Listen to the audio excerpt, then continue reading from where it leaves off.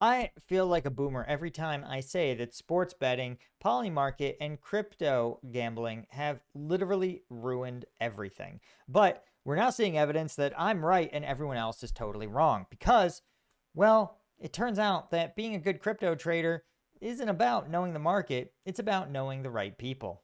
And apparently that's also true of the Nobel Peace Prize. Yeah, I'm Paul, U.S. Army combat veteran. Let's talk about what the Nobel Peace Prize and rando crypto traders have in common.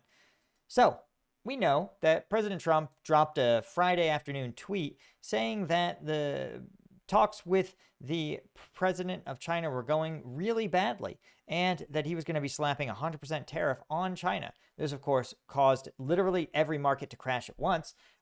But critically, it caused the Bitcoin and cryptocurrency markets to have a massive drawdown. In fact, altcoins like Ethereum dropped up to 60%, and even crypto dropped something like, I think, 10 or 15% down to nearly below $100,000 a coin. But amidst the chaos, an unidentified trader seemed to have an incredibly perfect timing of the tweet.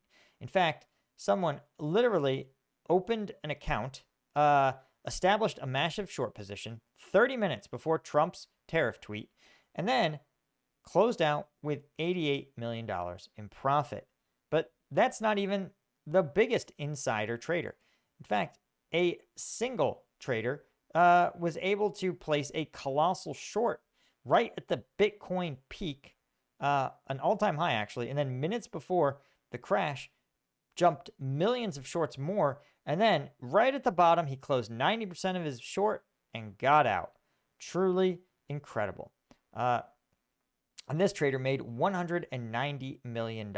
And I want you to understand, these were not this was not trades done at the same day or in the same month. These were done minutes before the president tweeted. So whoever knew this, what was happening, knew not just that the president was frustrated, right? That the talks weren't going well. They knew that the president was about to send a tweet. They were about to, down to the minute, that he was about to tweet this negative stuff about Xi Jinping and China. This is insane. This is so transparent, right? I mean, you have to think, knowing the president's going to tweet something, like, is so obvious. And you can only know that down to the minute. Also, it implies that the president's in on it. Because remember, the fact that it's done within a 1 hour window means that they knew the president wasn't going to, let's say, take a couple minutes to cool off. That they knew the president wasn't going to, well, let me think about it. They knew the president wasn't going to say, hey, I actually have a meeting, but when I get out, I'm going to have something to say about Xi Jinping. They knew all of that. They knew that exactly when he was going to drop that. That's what's incredible. And so some of these guys were like, some of the traders were identified by name, and they've said, I don't know President Trump. I don't know. I'm not connected to Trump. Interestingly enough, one guy tweeted, guys, I don't know anything about Donald Trump Jr. It's like, who said that it was Don Jr.? Was your source inside? But this isn't the only place where we're seeing this troubling thing happen, because the Nobel Peace Prize, which was awarded to a dark horse candidate, a Venezuelan opposition leader who's been fighting for democracy in Venezuela, has gone to, as TRT World points out, a pro-Israel opposition leader. But that's fine. This is someone who's really trying to bring democracy to Venezuela, a dictatorship. But what's mysterious is that clearly somebody got wind of the official announcement before it happened. And what's also fascinating is that the Nobel Institute said that this was, quote, highly likely linked to spying. But here's where things get even weirder, right? According to at least one forecasting website, Machado's odds of winning went from 3.5% to nearly 73% overnight on the prediction market, on Polymarket, just hours before the announcement. Several users placed large bets, including one wager for nearly $70,000. And these accounts reportedly earned about $27,000. One of the accounts was actually created the same day the bet was placed. So someone went on Polymarket, opened an account, placed a single bet, made out with 30 grand, and dipped. Right? Neither analysts nor international media had listed Machado as a frontrunner before the announcement. And the Nobel Committee said, quote, "It's highly likely espionage," adding that the institute would investigate the issue where necessary and would further tighten security. And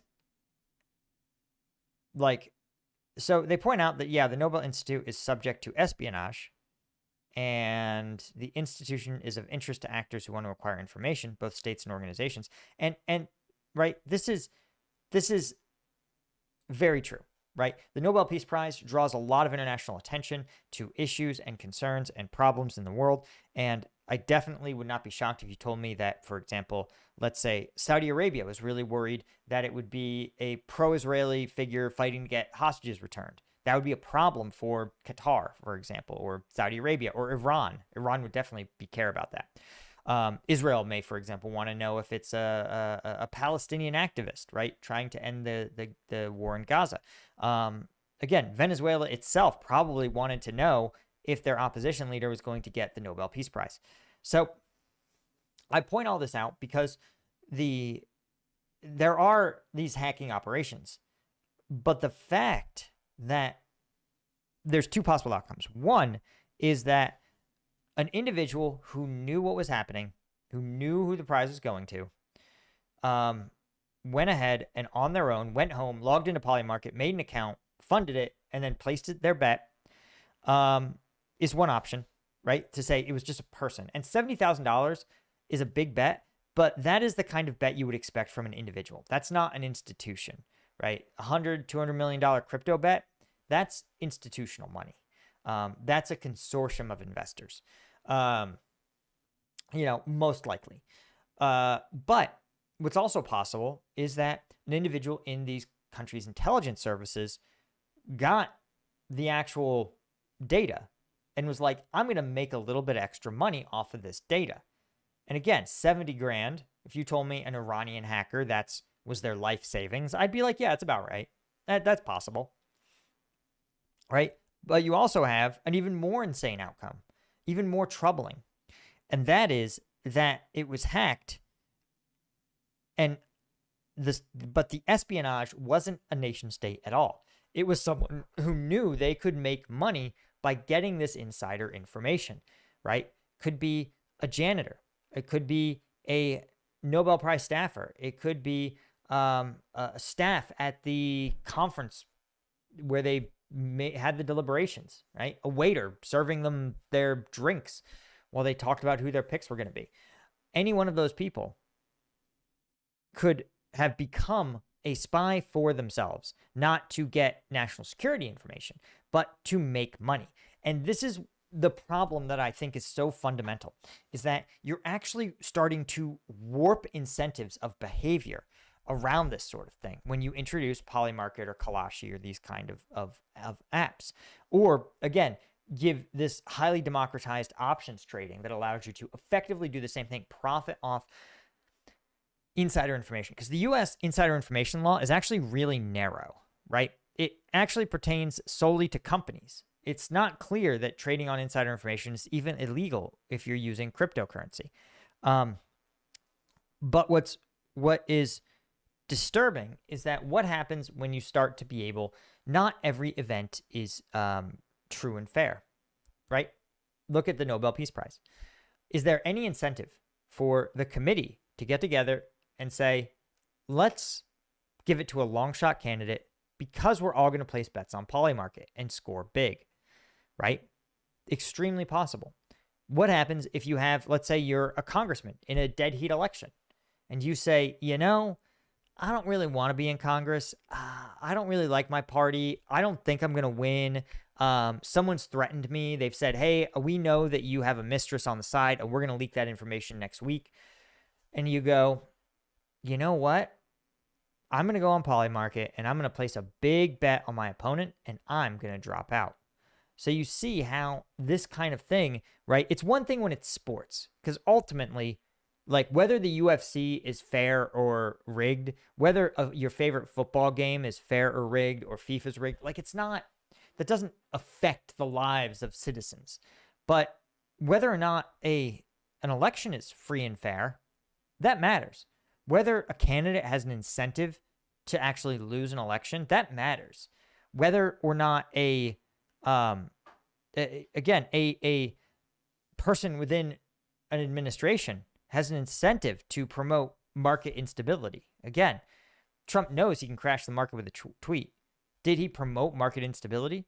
We know that he now has an incentive to, and we know someone took advantage of that to the tune of nearly $250 million.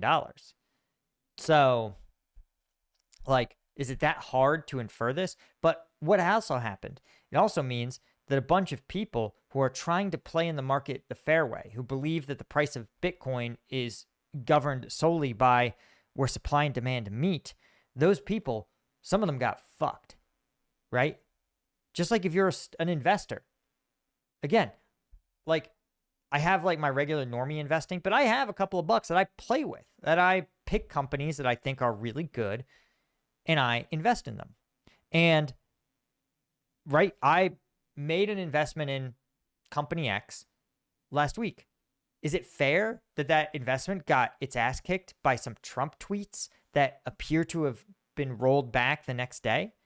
Maybe not. Is that a fair market? Is that a market? And once you believe that, once the average person believes that the financial institutions are rigged against them and that they can't possibly win, what's going to happen to stock prices, to the price of Bitcoin, when Bitcoin investors go, well, it's rigged, I can't win? Without those people buying in, like emotionally, but also literally, you create a potential disaster for the public's belief in these really important institutions like government, like finances, like, I mean, pick your poison. Anyway, that's all I had, guys. Hit subscribe. Thanks to Zergy Zinchenko Allen. That's enough for Chesky and all of our Lieutenant tier members. I'll see you guys in the next one. Cheers.